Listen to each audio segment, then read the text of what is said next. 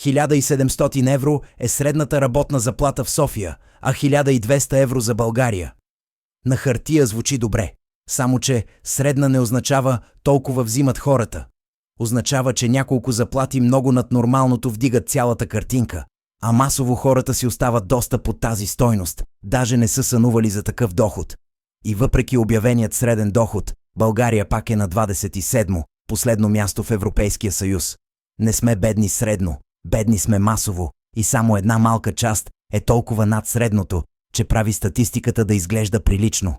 За миналата година почти 70% от работещите на трудов договор са взимали под 1000 евро, а над 30 000 души са декларирали заплата между 5 и 10 000 евро на месец. Поуката е проста. Средната заплата е удобна за заглавия, но не плаща сметките на повечето от нас. Плаща ги реалната заплата, а тя няма нищо общо с средната. Добре дошли в тази Европа, която няма нищо общо с онази Европа.